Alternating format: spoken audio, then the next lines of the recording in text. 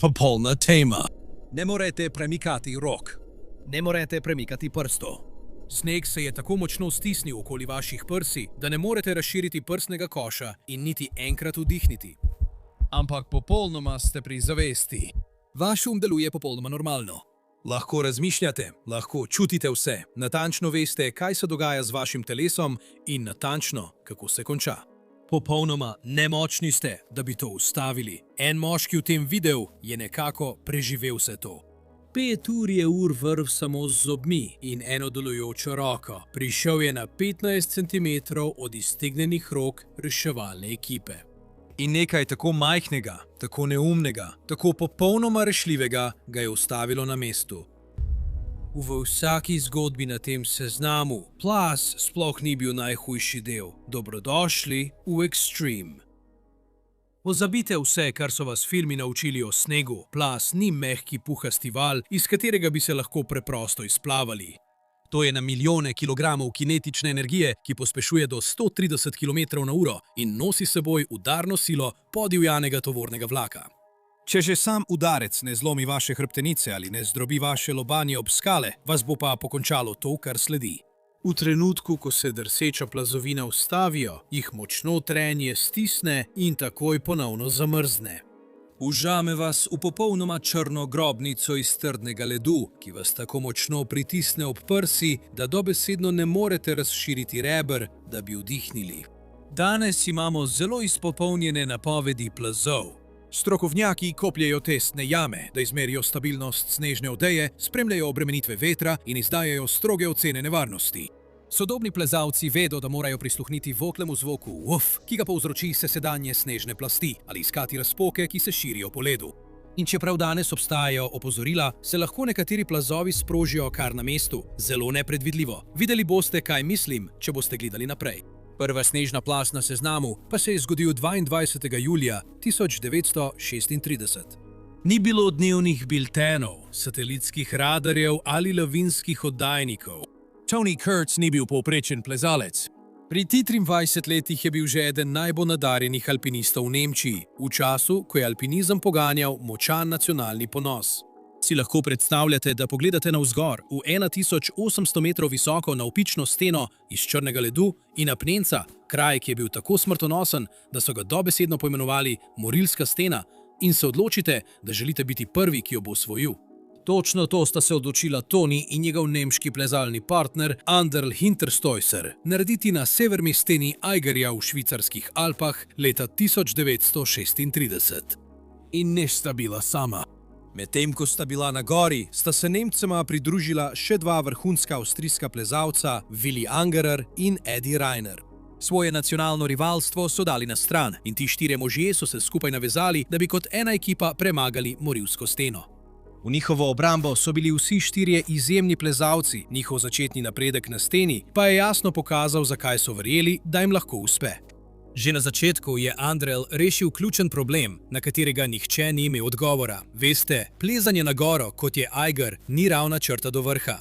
Slediti moraš naravnim potem, razpokam in policam. Pot, ki so ji sledili do spodnjega dela gore, pa se je nenadoma končala v slepi ulici. Nad tem je bila le gladka, previsna skala, ki je bila popolnoma nepreplezljiva. Edini način, da bi nadaljevali svojo pot proti vrhu, je bil, da dosežejo ogromno preplezljivo pobočje, imenovano Prvo ledeno polje. Toda ta pot ni bila neposredno nad njimi, bila je precej bolj ob strani. In prav med njimi in to naslednjo potjo je bila strma, ledena, apnenčasta plošča, za katero nihče ni vedel, kako jo prečkati. Ni imela nobenih oprijemališč ali stopov. Če bi poskušal stopiti na njo, bi preprosto zdrsnil skale in padel več 100 metrov globoko. Ampak Andrel je našel obvoz. Takoj poleg te gladke plošče je bila majhna navpična razpoka v skali. Namesto da bi poskušal iti čez, je Andrel šel navzgor. S prsti in čevlji se je zagozdil v to ozko razpoko in se počasi vzpenjal naravnost po steni, dokler ni bil visoko nad nemogočim delom. Nato je v skalo zabil kovinski klin, skozi njega napel vrv in se spustil nazaj dol. Zdaj, ko je bila vrv varno pritrjena visoko nad njim, je lahko z vso svojo telesno težo visel navzven nad prepadom. Z napetostjo vrvi je stekel po strani čez gladki led, nihal kot nihalo, dokler se njegovi čevlji niso končno oprijeli varne police na drugi strani. Ko je prišel Chase, je vrv močno napel in pritrdil svoj konec. Zdaj je imela ekipa vodoravno varovalno vrv, ki je prečkala nemogočo vrzel. Vse, kar so morali storiti, je bilo, da so zagrabili to napeto vrv, nagnili težo telesa nazaj nad 600 metrov globoko prepad in s premikanjem nog po strani čez gladki led ter vlečanjem po vrvi, pri čemer je ena roka prehitevala drugo, prečkali na drugo stran. Bilo je genialno in je delovalo. Ko so preplezali ta prej nepreplezljiv odsek in se povzpeli višje, so vrvi potegnili nazaj za seboj. To je bila običajna praksa, saj opreme ne puščaš na gori. Niso imeli pojma, da ji bo to stalo življenja, saj so med vzponom hitro ugotovili, zakaj se severna stena imenuje stena smrti. Zaradi svoje ogromne konkavne oblike, Eiger deluje kot velikanska lovilka za nevihte, ki potujejo čez Alpe in dobesedno ustvarja svoje lastno, nasilno mikroklimo.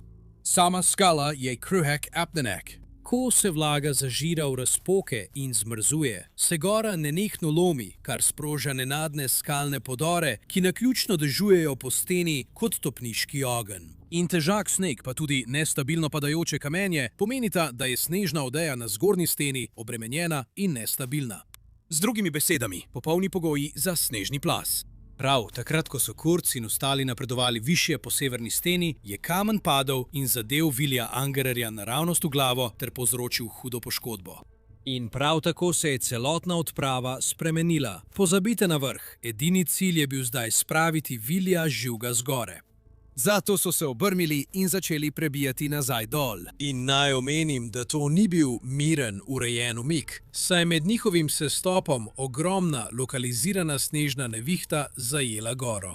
Temperature so močno padle, veter je tulil tako glasno, da je postal težka fizična sila, ki jih je poskušala odtrgati od skale. Vsak korak je bil boj. Boriti so se morali že zato, da so dvignili eno zamrznjeno škornjo. S celim telesom so se upirali nenadnim silovitim sunkom vetra, ki so jih skušali odtrgati od stene in jih poslati po gori navzdol.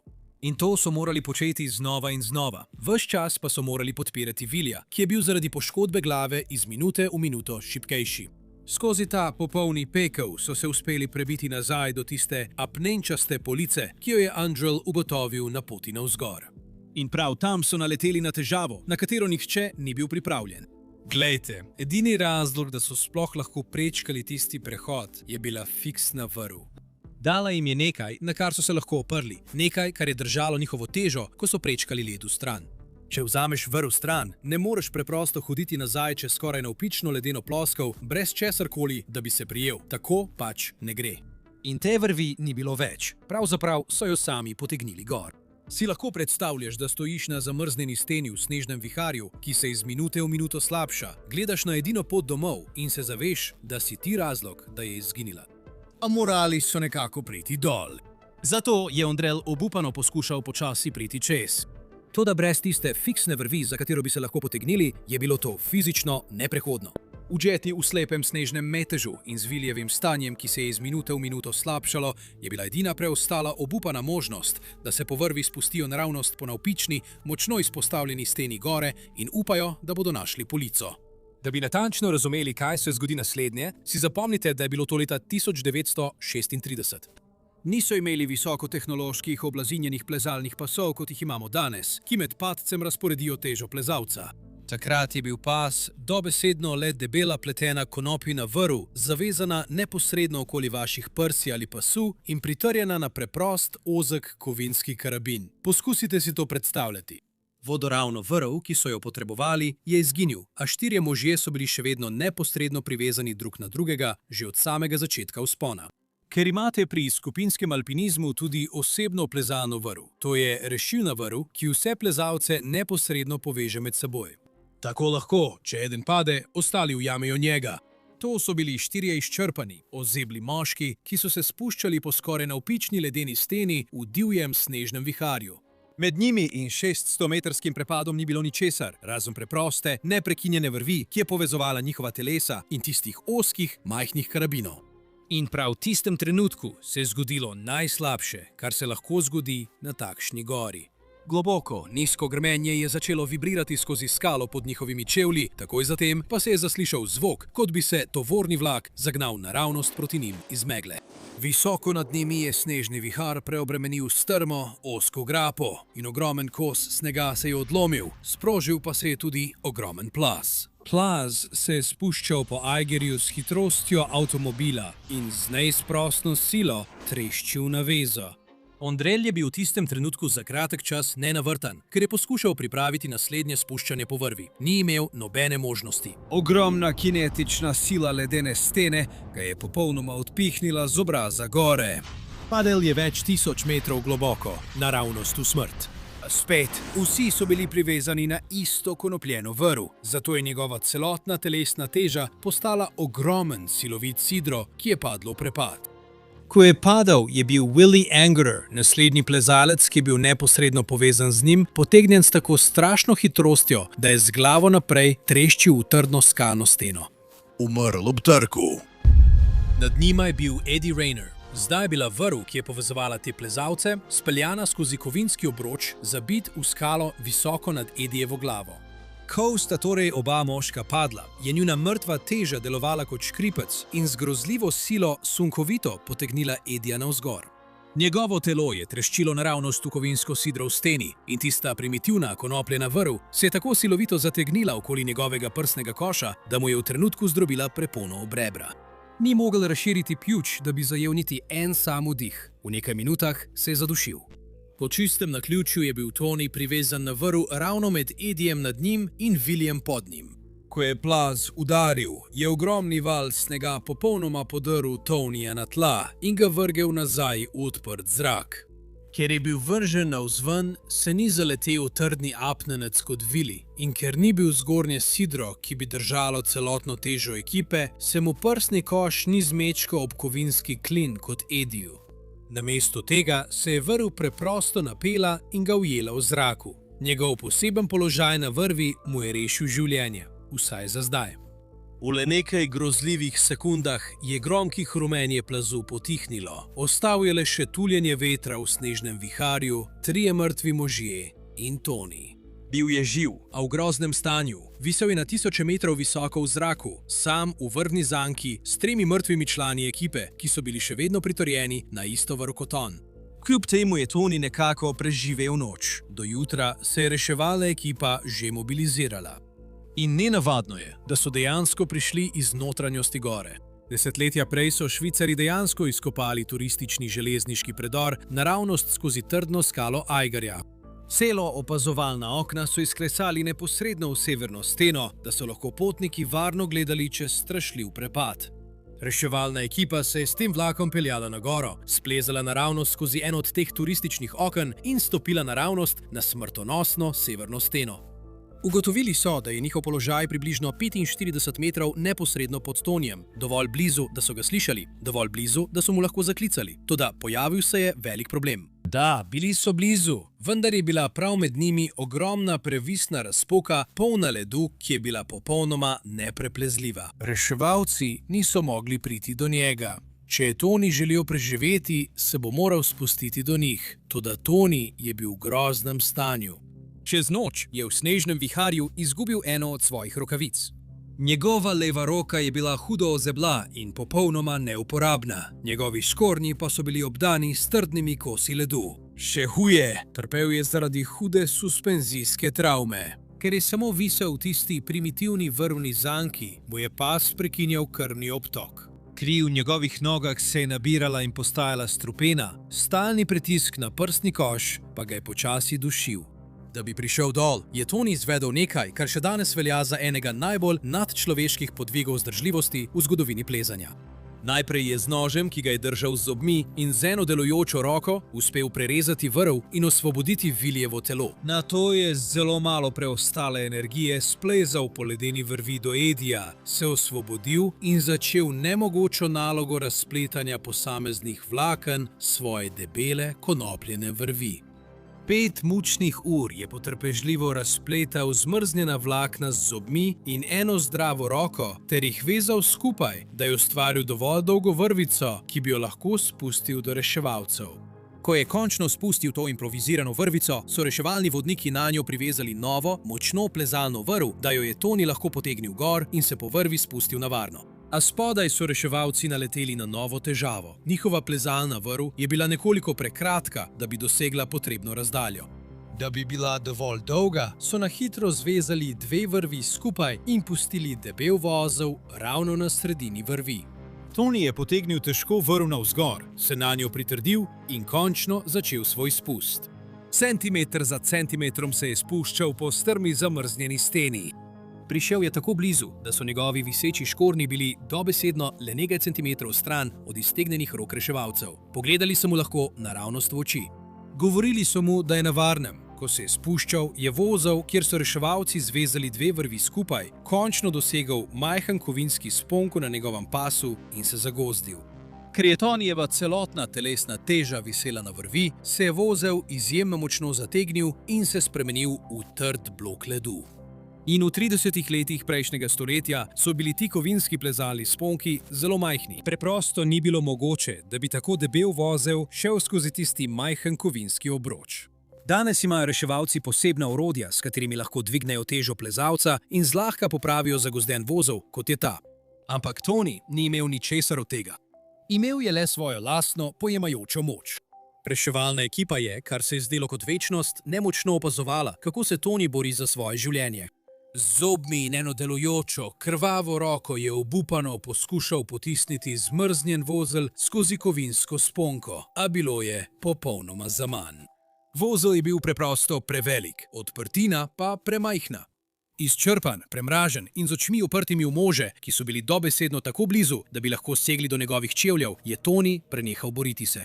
Pogledal je navzdol k vodnikom, izrekel: "Ne morem več naprej", in se počasi zgrudil naprej v svojem pasu. In to je bil konec.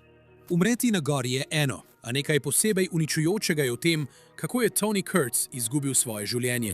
Ni ga pogoltnila sila, preprosto je zmrznil v zraku, le nekaj centimetrov stran od toplih rok reševalne ekipe. Tony je preživel začetni udarec tiste plazovine, vendar je bil prav ta ogromen val snega tisti, ki je izbrisal njegovo ekipo in na koncu zapečatil njegovo usodo.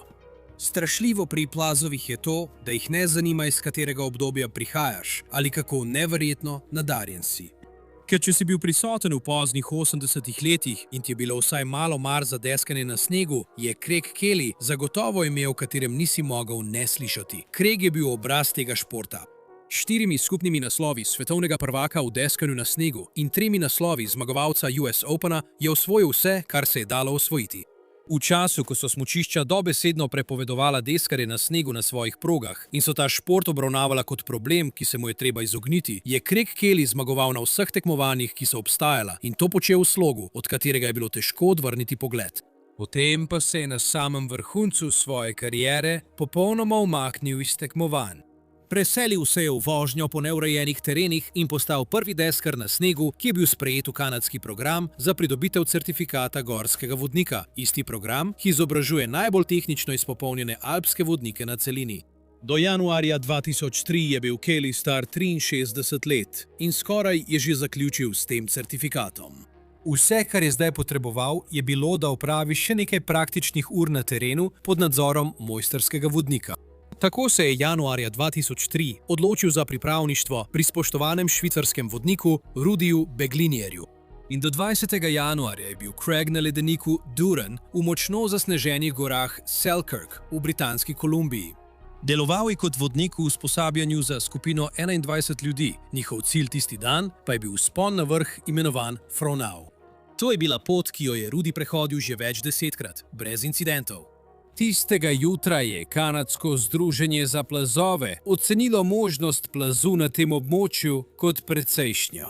Če smo pošteni, precejšnja nevarnost ni najslabša ocena, vendar pomeni, da obstaja nestabilen sneg in da lahko že teža ene osebe, ki prečka napačen pobočje, sproži plaz.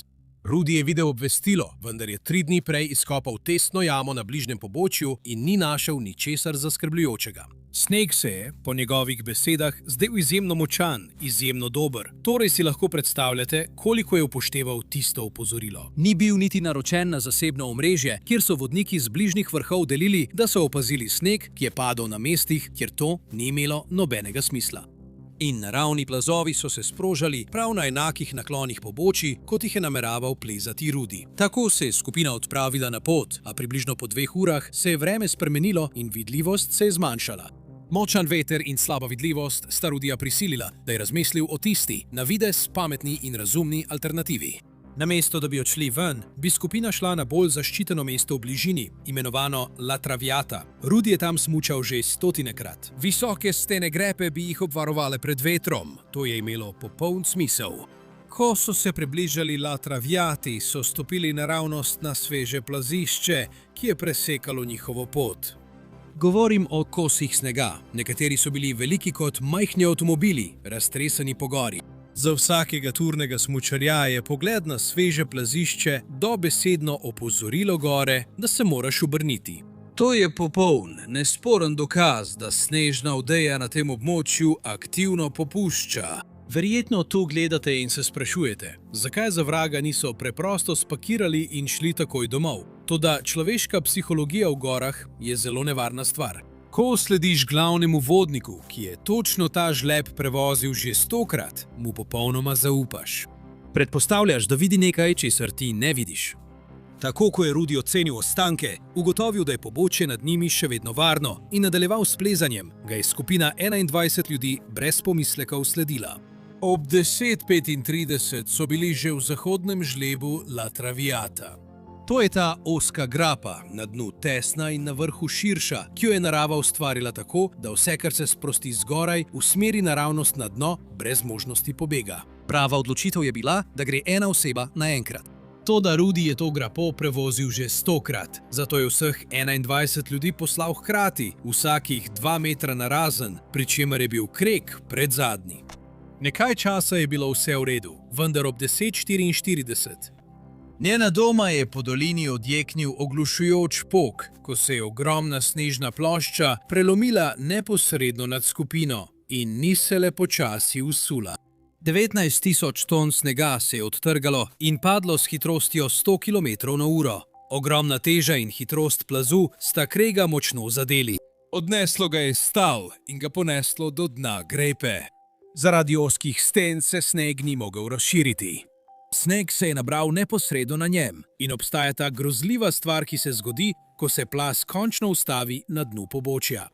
Ko se sneg spušča po gori, ga zaradi ogromnega trenja gibanja nekoliko segreje, tako da se rahlo stopi. Toda v trenutku, ko se sneg ustavi, se ta moker, težak material takoj ponovno zamrzne. Spremeni se v trd led, kot da bi bil pokopan v hitro sušečem se betonu. Ne moreš kopati, ne moreš niti premakniti prstov. In če se sneg tesno nabere okoli tvojega prstnega koša, dobesedno ne moreš razširiti pljuč, da bi vdihnil še enkrat. Craig je bil zakopan 3 metre globoko. Na tej globini je bil pritisk na njegov prstni koš tak, kot da bi imeli 3 šolske avtobuse parkirane na njem. Račun prepustim vam. Preživeli, ki jih plaz ni ujel, so panično pograbili svoje lopate in sonde za plazove ter začeli iskati. Uspelo jim je rešiti nekaj ljudi žive, a ko so končno izkopali in dosegli Craiga Kellyja, je bilo že prepozno. Ujet v zamrznjenem otisu svojega telesa, v popolni temi, se je največji deskar na snegu na svetu zadušil do smrti. Smrt Craiga je povzročila šok, ki je zavedno popolnoma spremenil kulturo vožnje izven urejenih prog. Ta nesreča je prisilila vodniško industrijo, da je drastično zmanjšala velikost skupin, agresivno začela spodbujati uporabo napihljivih nahrbtnikov za plazove, teh posebnih nahrbtnikov z vlečno vrvico, ki sproži velik balon in omogoča uporabniku, da plava na vrhu deročega snega, namesto da bi ga plaz potegnil pod sneg in ga živ pokopal. Najpomembneje pa je, da vodniška industrija zdaj aktivno ustvarja kulturo, kjer je vsak v skupini spodbujen, da spregovori in ustavi vzpon, če se mu kaj zdi narobe. Craig Kelly je umrl, ker je zaupal človeku z brezhibnim slovesom na pobočju, o katerem ni nikoli dvomil. Toda o tem, da Craig tistega jutra ni bil edini, ki je vedel, da je nekaj narobe, nihče ni govoril, ne javno, ne več let. Nekdo drug je to tudi začutil. Kaj je stal ta molk in kaj je bilo potrebno, da se je končno prekinil, je zgodba, ki je trajala 11 let, da je bila povedana. Posnel sem celoten video o zgodbi Craiga Kellyja. Včasih pa ni pomembno, če spregovoriš, ker včasih lahko narediš vse popolnoma prav, pa umreš zato, ker je popoln neznanec naredil usodno napako, ki ni imela nobene zveze s tabo. To se je zgodilo 29. januarja 2023. 31-letni Kyle Smine je zaključil sanjsko potovanje v divjini Japonske. Kyle ni bil amater. Bil je ameriški svetovni prvak v prostem slogu smučanja in deskanja na snegu. Človek, ki je celo svoje življenje posvetil preučevanju gora in je točno vedel, kako se varno gibati po njih. Konec januarja 2023 je bil Kyle v Naganju na Japonskem na 10-dnevnem marketinškem potovanju s svojim prijateljem in prav tako profesionalnim smučarjem Adamom Ujem ter fotografom Grantom Gundersonom. Do 29. januarja je bilo uradno snemanje končano. Gunderson je bil izčrpan in je zaključil za tisti dan, vendar Kyle in Adam še nista bila pripravljena odnehati.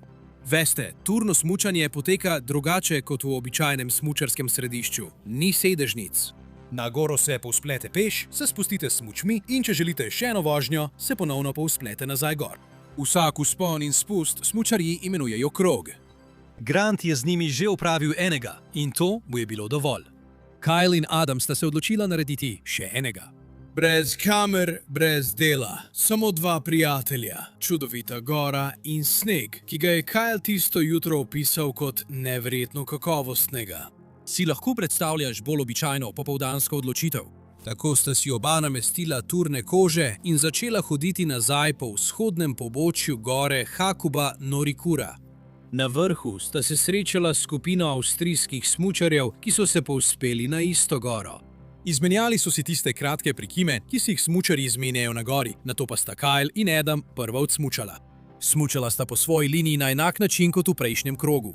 Čisto, nadzorovano in vse do ravnega dna v dolini pod pobočjem. Če še nikoli nisi smučal izven urejenih prog, si predstavljaj to kotanjo kot skledo. Več različnih pobočij iz različnih smeri se steka v isto nizko ravnino na dnu, tako kot reke pritekajo v jezero. Ta ravnina je kraj, kjer se ustaviš, zajameš sapo in preklopiš opremo nazaj v način za hojo za naslednji vzpon. To je naravni konec vsake vožnje. Tako naraven, da je japonska skupina na prejšnjem spustu na istem mestu vadila varnost pred plazovi. Nihče ni dvakrat premislil, preden je stal tam. Kyle in Adam sta dosegla dno kotanje in začela preklapljati svojo opremo. Končala sta, spust je bil zapljučen. Verjetno sta se smejala, kako dober je bil sneg. Medtem ko sta se preoblačila, je drugi avstrijski smučar začel svoj spust nad njima, po nekoliko drugačnem pobočju ob strani, ki je prav tako vodilo v isto kotanjo. Avstrijski smučar ni počel ničesar narobe, navsezadnje je bil na svojem pobočju, ampak tukaj je nekaj, česar večina ljudi ne ve o nestabilnem snegu. Ko je snežna odeja na gori šibka, je v bistvu vse skupaj ena ogromna povezana plast, ki leži na vrhu pobočja. Predstavljajte si to kot prt, razgrnjen čez mizo. Če pritisnete na en kot, se premakne celoten prt. Tako je, ko je avstrijski smučar pritisnil na svoj del, njegova teža potovala skozi to povezano snežno plast, našla najšibkejšo točko, ki je bila ravno nad kotanjo, kjer sta stala Kyle in Adam, in jo sprožila. Spodaj sta Kyle in Adam zaslišala oglušujoč pok. Pogledala sta navzgor in videla, kako se je naenkrat zrušilo na milijone kilogramov snega, ki se je kot plimski val valil po pobočju naravnost proti njima. Obrnila sta se in poskušala pobegniti, a sile narave ne moreš prehiteti. In to je strašljivo dejstvo o velikih plazovih, ki ga večina ljudi ne pozna. Daleč preden te dejanski sneg doseže, plaz pred seboj potiska vetrovni zid silovitosti orkana, ki mu pravimo zračni udar. Zračni udar je Kyla zadel s tako silovito eksplozivno močjo, da ga je fizično vrglo 50 metrov skozi zrak, še preden ga je plaz sploh zajel. Njegov prijatelj Adam je bil pokopan pod poldrugim metrom snega. Po pravem čudežu je 25 minut kasneje mimo prišla skupina dveh kanadskih gorskih vodnikov, ki sta bila v tistem območju skupaj s skupino urgentnih zdravnikov in medicinskih sester, opazila ostanke plazu, vzela lopate in Adama izkopala popolnoma nepoškodovanega. Toda Kyle je bil še vedno zakopan nekje v tisti kotlini. Isti zdravniki so se lotili dela takoj, ko so ga našli. Bilo je prepozno. On in neznanec, ki je sprožil plaz, sta oba izgubila življenje na tistem pobočju. Toda tudi neznanec je bil priljubljen smučar. Ime mu je bilo Christoph Scheffeger. Tudi on je izgubil življenje, ko je počel nekaj, kar je počel že od otroštva. Medtem ko se otroci v Ameriki učijo voziti kolo, se otroci v Avstriji učijo smučati. Zgodba Kyla in Christopha je srhljiv opomnik, da je plaz popolnoma nepredvidljiv pojav. Ne moreš ga predvideti. In strašljivo je, da ga včasih lahko povzročiš sam. Kaj pa se zgodi, ko gora, na kateri umreš, ni neka ogromna odmaknjena gora v Aziji, ampak majhen vsakdanji breg v tvojem lastnem dvorišču? In kaj se zgodi, ko si moški, ki je preživel veliko hujše stvari? To nas pripelje do nenavadne in globoko ironične zgodbe Jamiea Pierra. 25. januarja 2006 je na smučišču Grand Targhee v Wyomingu moški po imenu Jamie Pierre skočil 77-metrske pečine na smučeh. To je približno višina 25 nadstropne stavbe naravnost navzdol. Pristal je v ciljnem območju, naredil tako globoko luknjo v snegu, da je popolnoma izginil, ven pa prišel le z razbito ustnico. S tem je postavil svetovni rekord v skoku s pečine. V naslednjih letih je Pierre postal eden najbolj znanih smučarjev na velikih gorah na svetu. Redno se je pojavljal v največjih smučarskih filmih v panogi, njegovo ime pa je bilo povezano s skoki, ki so jih drugi profesionalni smučarji gledali na posnetkih in se tiho čudili. Pil je tudi znan po tem, da se je brez čelade počutil povsem udobno. Njegovo razmišljanje, ki ga je v intervjujih večkrat pojasnil, se mu je zdelo povsem logično. Če gre za to, da moje telo v trenutku preide iz končne hitrosti na ničlo, mi čelada ne bo prav dosti pomagala.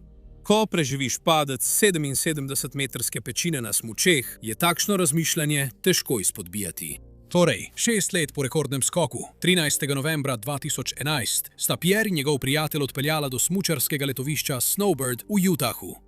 Letovišče še ni bilo odprto za sezono, a ju to ni ustavilo. Prav tako nista preverila opozorila pred plazovi, ki je tistega jutra ocenjevalo nevarnost kot precejšnjo do visoko po celotnem pogorju Wasatch. Če sem iskren, dvomim, da bi ju to vseeno ustavilo. Na smučišču sta se Jamie in prijatelj odločila povzpeti v perujski cirkus, samo da bi ujela svež zrak in prve zavoje. To je bil Jamiejev domači teren.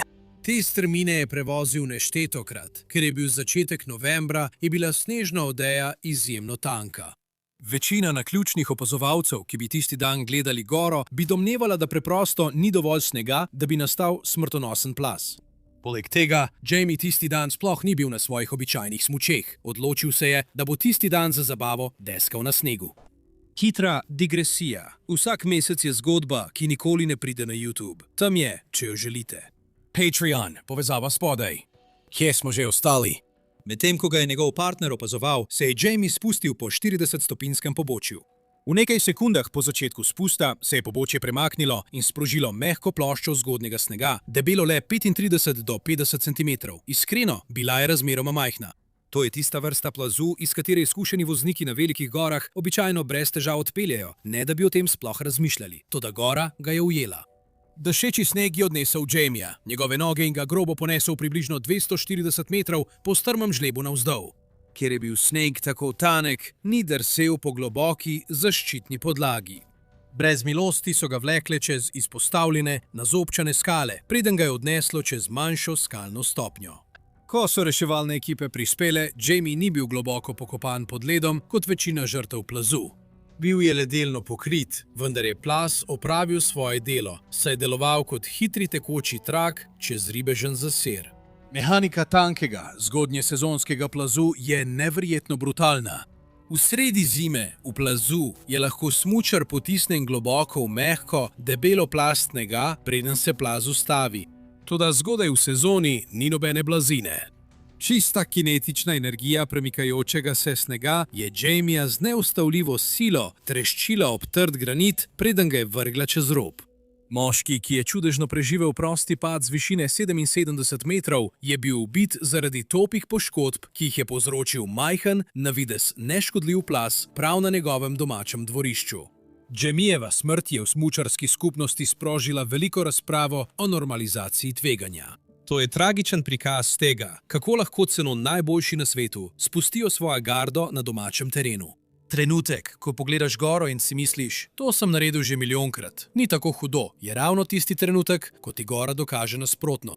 Toda medtem, ko je Jamie prostovoljno prevzel tveganje zaprte, nenadzorovane gore, pa se postavlja vprašanje, kaj se zgodi, ko plačaš strokovnjaka, da te varuje, on pa ti reče, naj popolnoma ignoriraš nevarnost. In od vseh tragedij, ki jih danes obravnavamo, je ta morda najbolj razjezila. Brian je bil 51-letni moški iz Benda v Oregonu. In moram takoj na začetku jasno povedati, Brian ni bil turist, ki bi zašel zunaj dovoljenega območja. Bil je pravi strokovnjak. Imel je več kot 40 let izkušenj na snegu kot nekdanji prvak v smučanju in je bil priljubljen mladinski smučarski trener. Toda poleg svojega življenjepisa je bil Brian družinski človek. Imel je 11-letno hčerko, ki ga je oboževala, in ženo po imenu Heather, s katero sta bila poročena 13 let. In tragično, prav v tem času so Heather pravkar diagnosticirali raka na dojki. Brian je bil v oporo.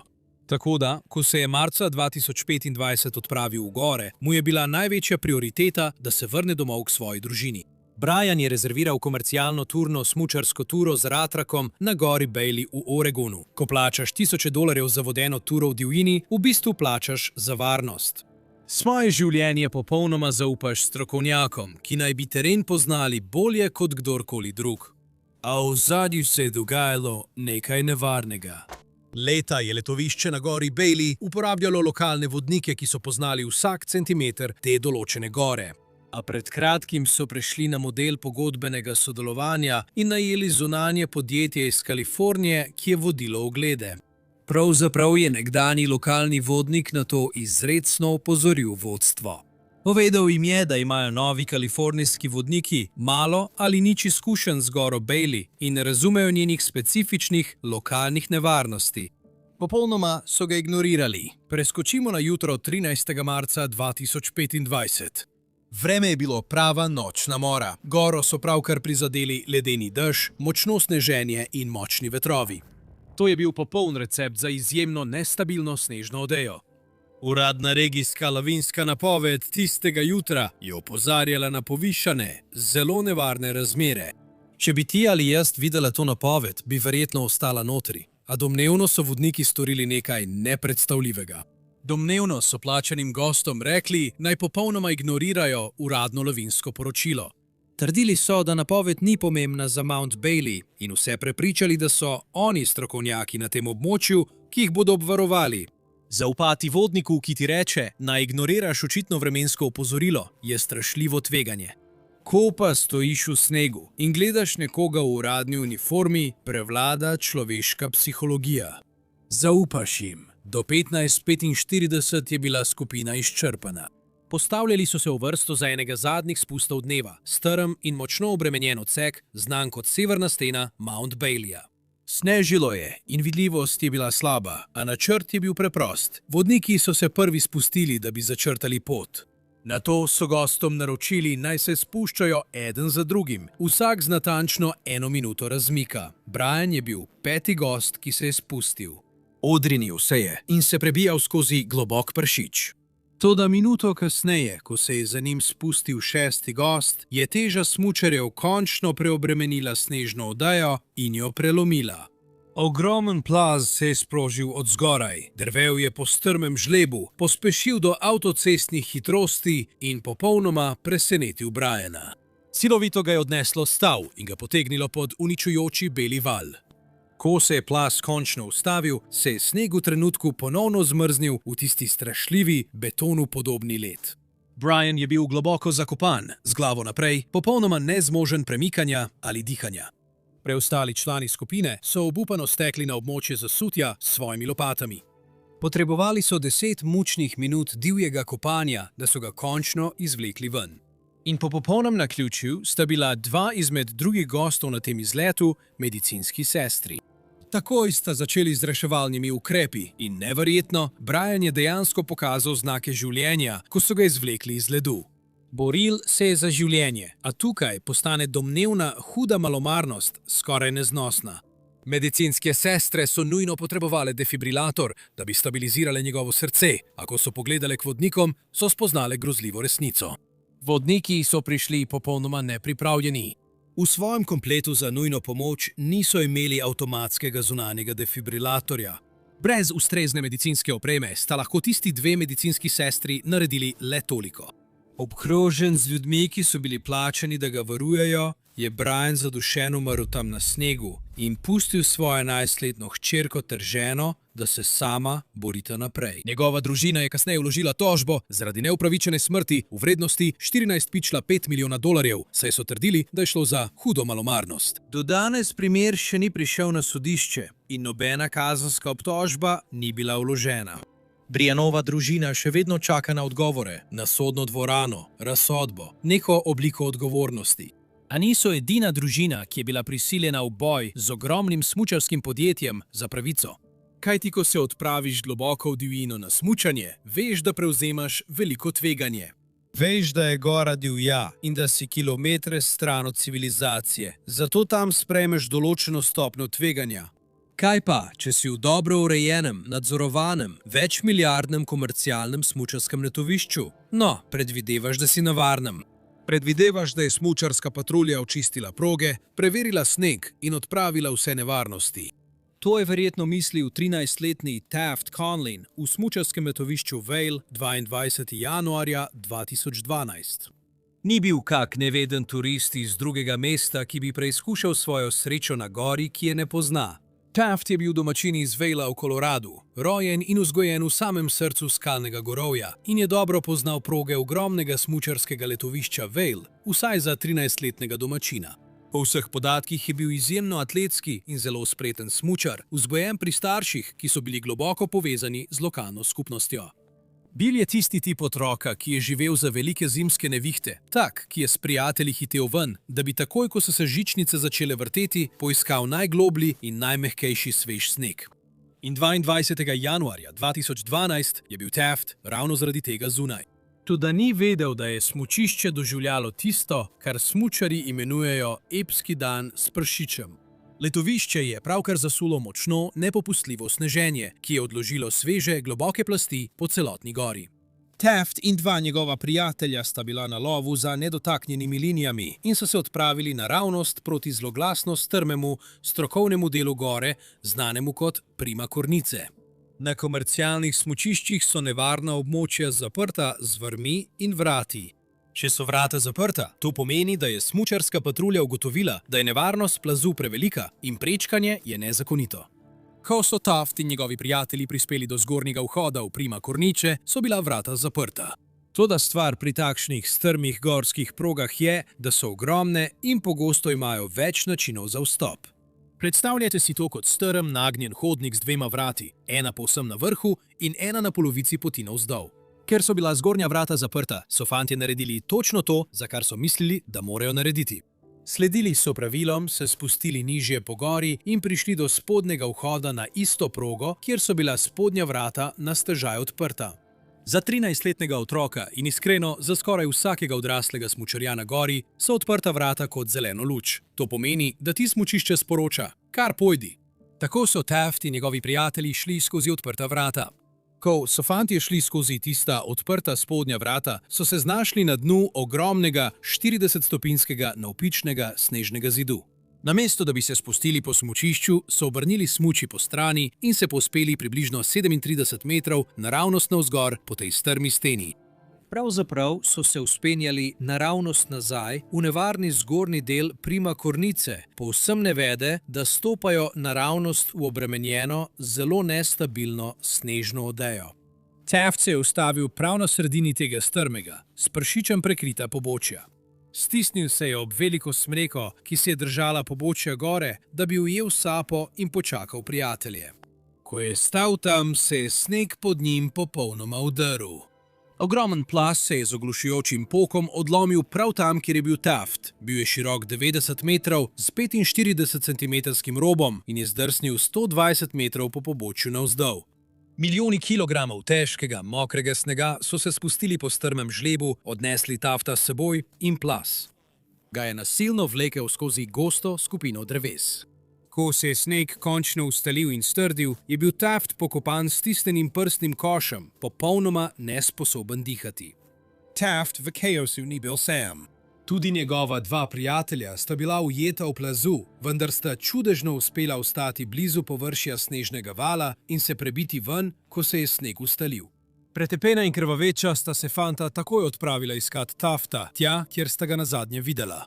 Ko sta ugotovila, da ga ni, sta stekla po pomoč in povedala, da je njun prijatelj pogrešan. Smučarska patrulja je takoj ukrepala. Oblikovali sondirne vrste in z dolgimi kovinskimi palicami globoko zabadali v snežno odejo, v upanju, da bodo zadeli kaj mehkega. Ko so ga končno našli in izkopali, so mu takoj na snegu začeli izvajati oživljanje, vendar je bilo prepozno. 13-letni deček je pravkar umrl zaradi ogromnega plazu in to sredi enega najvarnejših in najbolj nadzorovanih smučišč na svetu. Taftova smrt je sprožila velik in boleč pravni spor med njegovimi žalujočimi starši in podjetjem Vail Resorts. Njegovi starši so tožili smučarskega velikana zaradi protipravno povzročene smrti in zahtevali več kot $700,000 odškodnine. A jasno so povedali, da ne gre le za denar. Bojali so se, da bi prisilili spremembo varnostnih standardov v letoviščih. Njegovi starši so zagovarjali stališče, ki se zdi osnovni zdravi razum. Če je zgornji del strmega žleba popolnoma nestabilen in zaprt zaradi nevarnosti plazu, spodnja vrata istega žleba ne bi smela ostati na stežaj odprta. Odvetniki letovišča pa so trdili, da je Taft s tem, ko se je povzpel navzgor od spodnjih vrat, tehnično zapustil varno območje in se vrnil v zaprto območje, ki ga je letovišče jasno označilo kot nevarno.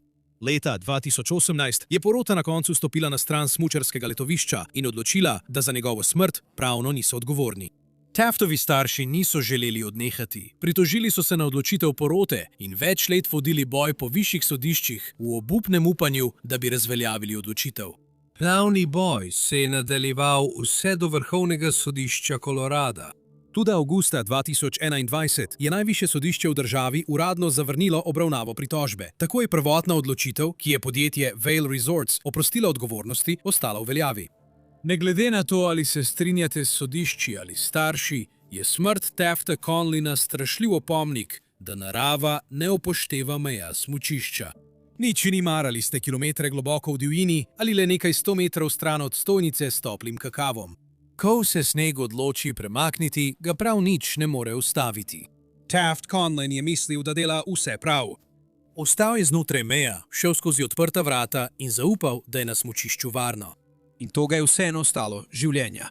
Zdaj si predstavljate, kaj se zgodi osebi, ki ignorira vsa opozorila, preskoči vse varnostne preglede in se kljub temu naravnost požene proti najbolj smrtonosni gori na svetu, kajti taka oseba obstaja.